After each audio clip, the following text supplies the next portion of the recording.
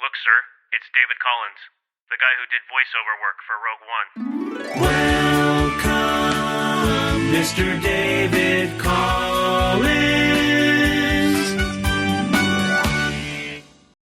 That's pretty amazing. Awesome. Well, okay, so Adam Bray, Matt Clifton, and Jeremy Hunt, they all want to know about the Stormtrooper dialogue, and we'd love to hear about the breakdown of what the recording sessions were like. Can you give us a little insight? Yeah, into when your it was world? recorded, and who did you record with, and how much improv you did. They brought in 25 of us on the first day. And I worked so much more on this movie than I did on The Force Awakens just because there was so much more to cover. The first day, we all show up to the Disney lot. And last year we did it at Fox. This year, and I think it was done at Fox because it was close to Bad Robot and JJ could just drive, a couple miles. But now we're on the Disney lot. So Doc Kane, who records all the Pixar movies and, Tom Hanks for Toy Story and Ellen DeGeneres for Finding Dory, that kind of stuff. He's the engineer. So legendary engineer. You're in this huge room right on the Disney lot. And it's me, Sam Witwer, Tom Kane, James Arnold Taylor.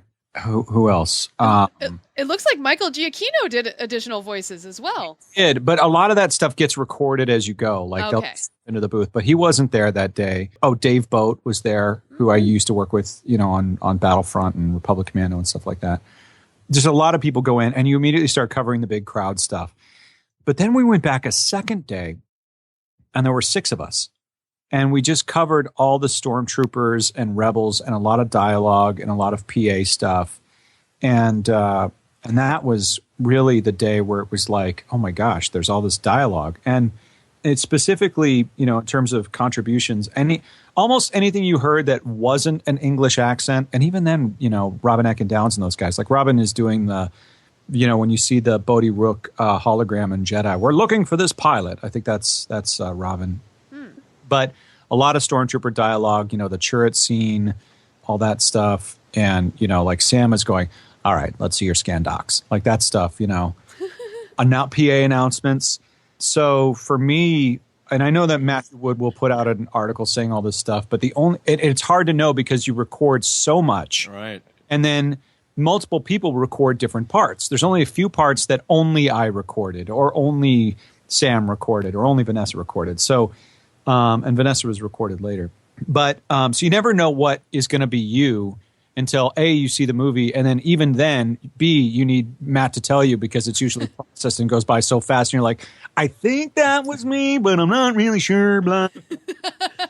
You don't want to take credit. Was that totally that Stormtrooper? No, that was Steve Bloom. The reason Matt keeps calling us is because we obsess over Star Wars, and so I thought, wouldn't it be great if we had another one of those crazy conversations like we did in Force Awakens, except this time it would be about the T-15s are going away like right now. Right. The T-16s are new. Right. Right. And so he just laughed, and we did a whole day and nothing came up. And then on the second day, Matt's like, okay, bring up real whatever time code, blah, blah, blah, blah, blah, blah, blah. And they punch it up. It's like, okay, here's a scene, 2 stormtroopers walking on the beach, and there was nothing going on. And then they get ambushed. And I, not even looking at Sam, he doesn't even look at me. We both stand up to the mic, and that conversation falls out of our mouths. Mm-hmm. We did a second take for clarity, and then Matt was like, yep, love it. Aww.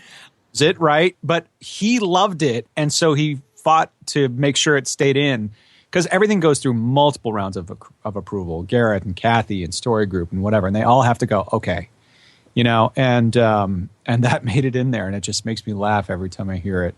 So I apologize, but there it is.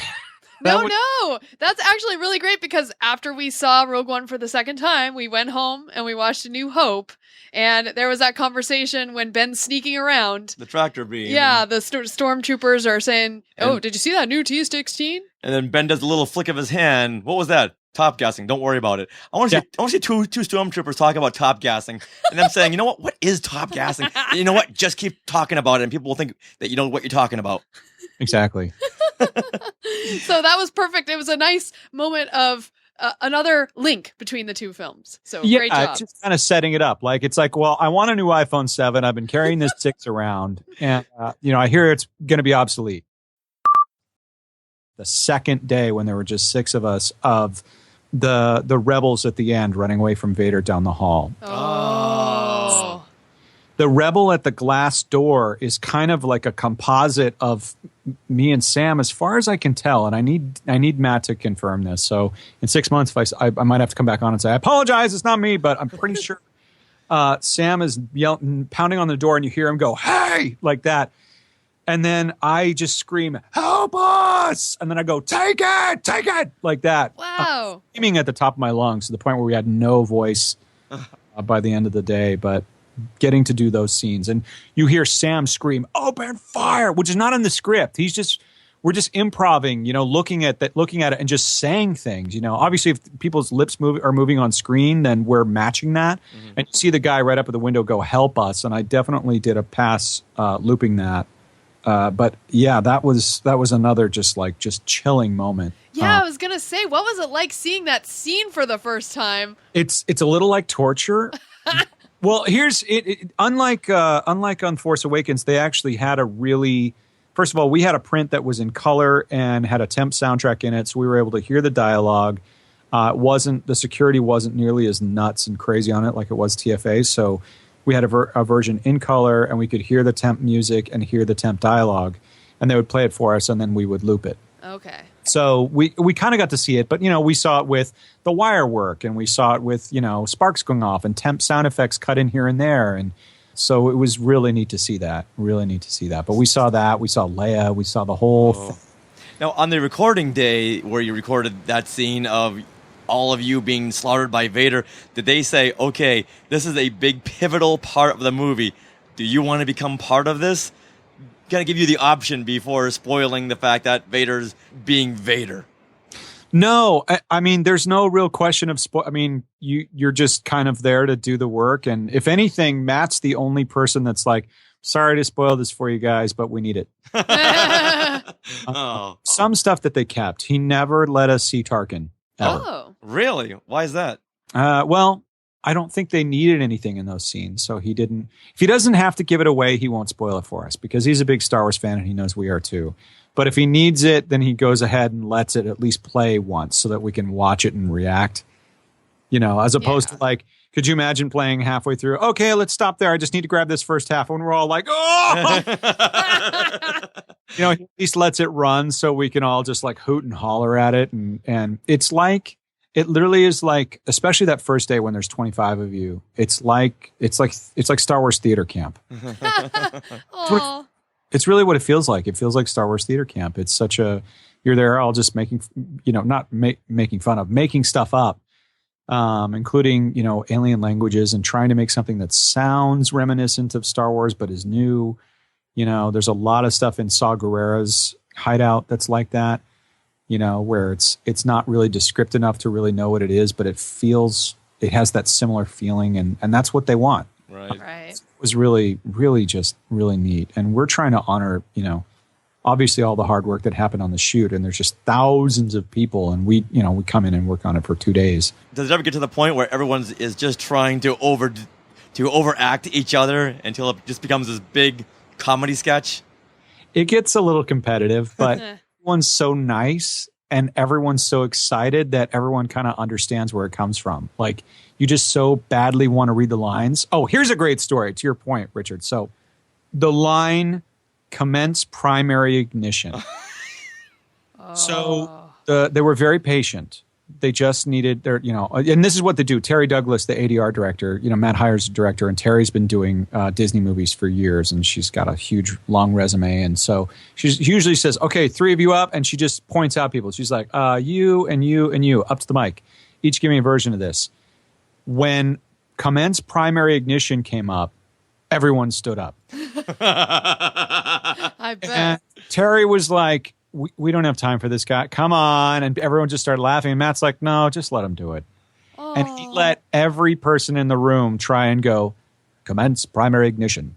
And I, to this day, still don't know whose voice it is that does it because it's so buried in reverb, right? But we all read it. at the end for the Death Star because it's just so classic. And there were so many moments like that where people just wanted so badly to try something, and Matt totally understood and let them do it. But it was all kind of in good fun and everyone just cheering everybody else on when they heard something that was awesome, and it was great. It was just one of the greatest experiences I've ever had working in marketing and show business, I guess.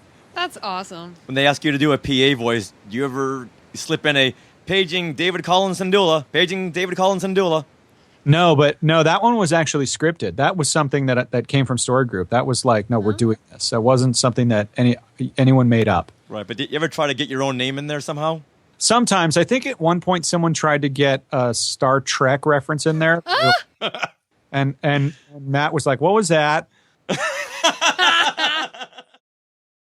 One really neat thing that happened, and again, I don't know which version they chose, but when we saw Red Leader, who has long since passed away, that footage in there, he says, "This is Red Leader." He says something, blah, blah, blah. And then it cuts to the exterior of the X-wing, and you heard an assistant editor just say, "Standing by," like they wanted the line to finish. Uh-huh. And so we all got up and did our best Red Leader impression. And I had done a character like that for a game called Empire at War. And so I get up to the mic and I'm like, just hold him off for a few more seconds. So to read, he goes, this is Red 5. I got to read standing by. I don't know which take made it into the movie, but that was a goosebump moment. There's just so many goosebump moments. It's just so great to be a part of it. I think that was one of the biggest thrills in seeing Rogue One was seeing Red Leader and Gold Leader. Uh-huh. It was so unexpected. And they actually got Gold Leader. He actually came in and he voiced all that stuff. He headed towards the shield gate. Like, that's actually the same actor from Star Wars. Matt got him back. Wow. Was that Angus McInnes, or was there a different voice actor? No, same guy. Same guy. Awesome. Oh, wow. Wow. I heard that Gareth Edwards had just found a box of footage from Star Wars that no one had really gone through for decades, and he was culling through all of it, and there's some unused shots of Red Leader and Gold Leader. He said, bazinga, we're using this. Oh, it's so good. I actually, when Red 5 gets blown away, I did a pass at Red 5. A few of us did a pass at Red 5, but they put the original actor back. Again, a lot of the English accents were covered with American just so they can have it on the stage just in case they decide to use it. And, they went with a lot of the original takes. But that was a thrill, too, to just be like, this is Red 5, I'm in trouble. Oh, my God. It'd be funny if his departing words were, don't let anyone take my place. Exactly. Red 5 dines with me. Yeah. That improv doesn't work. Why not?